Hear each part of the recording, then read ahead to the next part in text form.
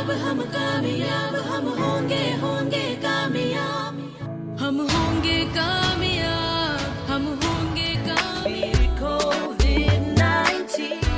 AIR Varanasi presents कोविड-19 special programme. श्रोताओं नमस्कार। आज कोरोना पर इस विशेष कार्यक्रम में हमारे साथ हैं राजकीय होम्योपैथिक जिला चिकित्सालय के डॉक्टर अनिल कुमार गुप्ता, चिकित्सा अधिकारी। और पहले तो डॉक्टर गुप्ता, आपका बहुत बहुत स्वागत है। नमस्कार आकाशवाणी वाराणसी की ओर से। कोरोना का दौर है, ये भी जरूरी है कि हर कोई जागरूक और सतर्क रहे, लेकिन साथ ही साथ सूचनाओं का इतना ज्यादा और एक कहें कि सब कुछ सही ही प्रचार प्रसार हो रहा हो, ये जरूरी नहीं है। तो बतौर एक राजकीय चिकित्सक, चूंकि आप बहुत सारे दायित्वों से जुड़े हैं, आम लोगों को आज के समय में जो संक्रमित हैं अथवा नहीं भी हैं, उन्हें किस तरह के एहतियात बरतने और सकारात्मक रहने की बात आप कहेंगे? जी, पहली बात तो ये है कि जो आज की डेट में क्या हो रहा है, सोशल मीडिया एक बहुत अच्छा माध्यम है जिससे हम अपनी सूचनाएं जो है लोगों तक त्वरित गति से पहुंचा सकते हैं। लेकिन अच्छी चीज का भी कभी कभी मिसयूज होने लगता है, दुरुपयोग होने लगता है। जी जी। तो हो क्या रहा है आज की डेट में सोशल मीडिया में कि किसी ने तथाकथित तौर पे, मान लीजिए किसी को छोटे से किसी काम से आराम मिला था या कोई तरीके से उसको हुआ, या किसी ने अपना एक बनाया एक मैसेज की और उसके बाद उसमें वो जैसे क्लेम क्या करता है कि आप ये लीजिए और ये जरूरत नहीं पड़ेगी तो आपको इसकी जरूरत नहीं पड़ेगी तो आपको वो नहीं, मतलब एक बड़े बड़े क्लेम जिसमें कोई इररिलेवेंट से उनके क्लेम भी करते हैं वो लोग। जी जी। उसके बाद वो सोशल मीडिया पे तुरंत वायरल हो जाता है और तुरंत यहाँ वहाँ फैलने और इसी से जुड़ा हुआ एक पोस्ट हमने भी देखा और आपके भी विचार उसके बारे में हमने पढ़े मीडिया में कि लोग होम्योपैथी की भी कुछ दवाएं खुद से खरीद रहे हैं, जबकि होम्योपैथिक में तो उपचार बिल्कुल सटीक लक्षणों के आधार पे पर्सन टू पर्सन डिफर करता है। जी जी अरुण जी, ऐसा ना होम्योपैथिक जो चिकित्सा पद्धति है ये लक्षणों के आधार पे ही काम करती है। दूसरा रोग के लक्षण और उसके व्यक्ति में अपने क्या स्वभाव में, उसके खान पान में, उसका रहने में, सोचने में, उसके मानसिक तौर पे सब चीजों का एक वो स्टेकिंग करके उसकी दवाई दी जाती है, तभी वो क्योर होता है। हो सकता है एक ही बीमारी की अलग अलग व्यक्तियों में होम्योपैथिक की दवाइयां अलग अलग सिलेक्शन करके आ सकती हैं और वो अलग अलग जब उनके लक्षणों के हिसाब से दी जाती है वो ठीक करती है। बिल्कुल। तो ये कहना कि एक दवा, ये कॉमन दवा, ये किसी चीज में आप ये ले लीजिए और इसको ये कॉमन सबको ठीक कर देगी, ऐसा कहना गलत है होम्योपैथी के लिए। दूसरी चीज, होम्योपैथिक में एक चीज जरूर होती है, एक जीनस एपिडेमिकस वर्ड होता है जो एक कॉमन सबके लिए हो सकती है एक दवा, इसलिए मैं यहाँ बता दूं ये अपवाद स्वरूप एक शब्द आता है जीनस एपिडेमिकस। इसमें क्या होता है, या इम्यून बूस्टर की तरह जैसे अभी एक दवाइयां आ रही है उसमें जैसे हमारे central council of research in homeopathy ने आर्सेनिक एल्बम 30 की एक दवा को रिकमेंड किया है। ये सारे लोग जो है जो इससे संक्रमित नहीं है वो 3 दिन तक 4 गोली या 3 से 4 बूथ तक सुबह सुबह 3 दिन तक ले लेते हैं और फिर 21 दिन बाद इसको रिपीट करते हैं तो उनके अंदर एक प्रतिरोधक क्षमता विकसित होती है और उनकी इम्यूनिटी बूस्ट करती है। ये कॉमन दवा ऐसी हो सकती है क्योंकि ये मैक्सिमम लोगों के लक्षणों के आधार पर ये उन्होंने रिसर्च करके निकाली है। ऐसी हो सकती है, लेकिन और बाकी ऐसा क्लेम करना कि कोई एक दवा कोई एक दवा है जिससे ऑक्सीजन नहीं लेना पड़ेगा या वेंटिलेटर पे आदमी नहीं जाएगा, इस तरह की गारंटी एक ही तरह की बातें हो रही हैं सोशल मीडिया पे। गारंटी करके कुछ भी कहना वो गलत तरीका है। दूसरी चीज ये है कि होम्योपैथिक में बहुत सी दवाइयां ऐसी आती हैं जो इस तरीके की, जो जिसमें एयर हंगर होता है, जिसमें डिस्निया की प्रॉब्लम होती है, उसमें वो ये काम आती है। जैसे आपका आर्सेनिक है, इपिकाक है, फास्फोरस है, इकोनाइट है, जस्टिसिया है, लोबेलिया है, ग्रैंडेलिया है, उसी में से एक दवा स्पीडोस्पर्मा भी है। मैं इसका नाम स्पेशली इसलिए ले रहा हूँ क्योंकि ये दवा बड़ा कॉमन मार्केट में यही वायरल होके जो है ये टहल रही है, इसलिए मैं इसका नाम स्पेशली ले रहा हूँ। ये भी अच्छी दवा है, लंग्स के लिए भी दवा है और लंग्स की टॉनिक की तरह है ये, ठीक है ना। लेकिन इस तरीके से क्योंकि यही एक दवा ले लीजिए और इसके ले लेने से आपको जो ऑक्सीजन की डिमांड आपकी कम हो जाएगी, ऑक्सीजन सैचुरेशन आपका बढ़ जाएगा। अगर ये दवा होम्योपैथिक चिकित्सक के सलाह के अनुसार उसके लक्षणों के आधार पे उस पर्टिकुलर पेशेंट को ये अगर प्रिस्क्राइब किया जाता है, ठीक है ना, तो ये दवा बिल्कुल एकदम जादू की तरह काम करती है। लेकिन अगर ये कॉमन ऐसे ही कोई भी लेता है, अगर उसके लक्षण नहीं मिलते रहते हैं तो ये दवा उसके ऊपर कोई प्रभाव नहीं करेगी। बिल्कुल।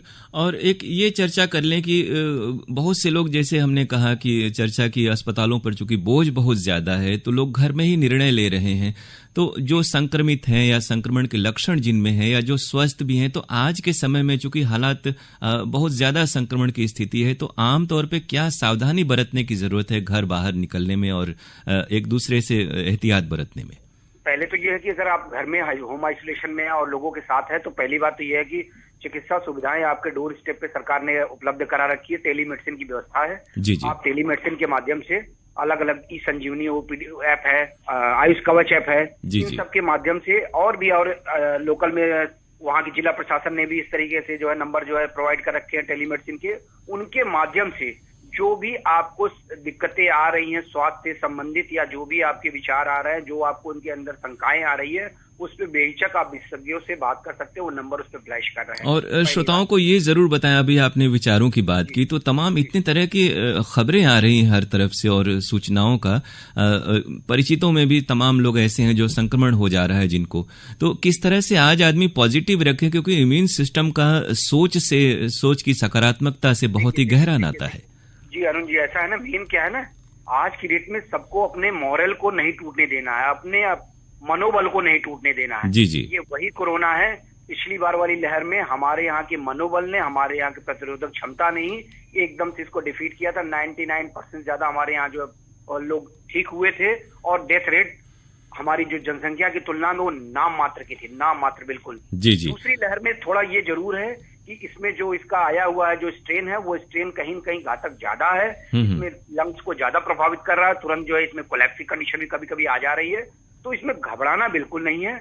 और एक और फेज आप देखेंगे, जो हमारे यहाँ अभी संक्रमित की संख्या आ रही है, उससे ज्यादा अब हमारे यहाँ ठीक होने वाले जो है की संख्या ज्यादा होती जा रही है। ये यानी पॉजिटिव नोट है। आप हाँ बिल्कुल, कभी भी आप खासकर जैसे हो क्या रहा है, लोगों की छोटी फैमिली है, 3-4 लोग परिवार में और तीनों लोग संक्रमित हैं। जी जी, हालत ये है कि वो इतना ज्यादा डरे हुए हैं और अब अपने होम आइसोलेशन में ही हैं। अब उनके साथ खाने की, पीने की, रहने की, और उससे ज्यादा से ज्यादा दिक्कत उनके मानसिक, तो इतना निगेटिव थॉट्स आते रहते हैं। ऊपर से मीडिया भी, मैं क्या कह रहा हूँ कि मीडिया भी एक सकारात्मक वे में चल रहा है, लेकिन अब मैं उन जो घर में रह रहे हैं, होम आइसोलेशन में लोग रह रहे हैं, उनको एक और भी वो कहूंगा कि न्यूज वो देखे, लेकिन उतनी ही न्यूज देखे जितनी न्यूज उनके काम भर की देखने लगे। और आप चूंकि टीकाकरण के भी दायित्व से जुड़े हुए हैं, तो ये कहें कि कई लोगों के मन में ये भी है कि थोड़ा सा टीका लगवाने के बाद कई लोगों को सर्दी जुकाम हो जा रहा है या फिर इन्फेक्शन हो जा रहा है, तो किस तरह से एक टीके से पहले और उसके बाद में किस तरह की सावधानी बरते ताकि टीकाकरण का कोई साइड इफेक्ट न हो? टीका वाले में मेन ये है कि देखिए, टीका लगवाना बहुत जरूरी है हर किसी को। अब तो सरकार ने 18 साल से ऊपर सबको जो अनिवार्य कर दिया है, और आप अपना उसमें स्लॉट बुक करके आप अपने आसपास के जो टीकाकरण के केंद्र है वहां जाके लगवाइए। टीकाकरण के पहले आप जो है जो भी अपनी प्रिकॉशन ले रहे हैं, जो आप मास्क लगा रहे हैं, सोशल डिस्टेंसिंग कर रहे हैं, सैनिटाइजर का इस्तेमाल कर रहे हैं, जो भी और चीजें ऐसे कर रहे हैं, आप टीका लगने, क्योंकि टीका हमारे यहाँ जो 2 हमारे यहाँ कॉमन है, कोविशील्ड और कोवैक्सीन, दोनों में क्या हो रहा है, एक 28 दिन बाद दूसरा लग रहा है, दूसरा एक 28 दिन बाद, एक 45 दिन बाद लगभग लग रहा है। जी जी, दोनों के साथ क्या है कि आपको ये जो प्रोटोकॉल टीका लगने के पहले फॉलो करना था, यही इसके दौरान भी करना है। ऐसा नहीं कि आपको टीका लग गया था, मास्क लगाना छोड़ देंगे और आप सोशल डिस्टेंसिंग छोड़ देंगे, सैनिटाइजर छोड़ देंगे, ऐसा नहीं। अच्छा, टीके लगाने से पहले कुछ खान पान या फिर उसके बाद भी कुछ ऐसा है कि फ्लूइड ज्यादा हो, एनर्जी वाली चीजें खाई जाएं ताकि? ऐसा खान पान को आप थोड़ा सा इस समय न्यूट्रिशियस जितना लेंगे और अपना हाइड्रेटेड रहेंगे, जितना आप पानी वगैरह पीते रहेंगे, आपके पानी शरीर में कमी ना हो। और न्यूट्रिशन वाली चीजें, आपकी जो सीजन का वगैरह आ रहा है, जो भी सीजन की सब्जियां आ रही हैं, उनका ज्यादा उपयोग करें। बाकी अगर आपको सर्दी जुकाम हो रहा है तो आप टीका लगवाने भी नहीं जाइएगा। जी जी, और टीका लगने के बाद भी 14 दिन बाद ही लगभग आपके अंदर इम्यूनिटी पूरी तरीके से डेवलप होती है। तो उसके बीच भी ऐसा हो कि आप मास्क उदासीन हो जाए। जी जी, लोग टीका को लेके कह रहे हैं कि अरे फलाने को भी टीका लगा तो उसके बाद भी वो पॉजिटिव हो गए, है ना। एक तो एक पहला टीका लग गया तो भी आपके अंदर कुछ इम्यूनिटी आ जाती है, लेकिन जब तक दूसरा और 14 दिन उसके बाद न गुजर जाए तब तक आपके अंदर पूरी तरीके से इम्यूनिटी नहीं आएगी। दूसरा जवाब होता है, कोई भी टीका संपूर्ण तरीके से ये नहीं होता, सुरक्षित ही होता है कि आप 100% पूरी आबादी को वो सुरक्षित कर देगा, संभव नहीं है। जी जी। तीसरी बात ये हो गई, जिनको टीके लगे हैं और उसके बाद वो संक्रमित हो, चाहे एक टीका लगाओ या 2 टीका लगाओ, जी जी, उसके बाद वो संक्रमित हुए हैं, तो उनके अंदर जो लक्षण आए हैं वो लगभग नाम मात्र के लक्षण आए हैं। सर्दी जुकाम बुखार से सिंपल से लक्षण आए हुए हैं या एसिम्प्टोमेटिक रहे हैं। इसलिए टीके से डरे नहीं, बेहिचक होकर टीका लगवाइए और इसको टीके को लगवा के सब लोग आप सुरक्षित होइए, तभी हम इस कोरोना से पूरी तरीके से मुक्ति पा। तो डॉक्टर साहब, इस बेहद उपयोगी बातचीत के लिए आकाशवाणी वाराणसी की ओर से बहुत बहुत धन्यवाद आपका। नमस्कार। हम होंगे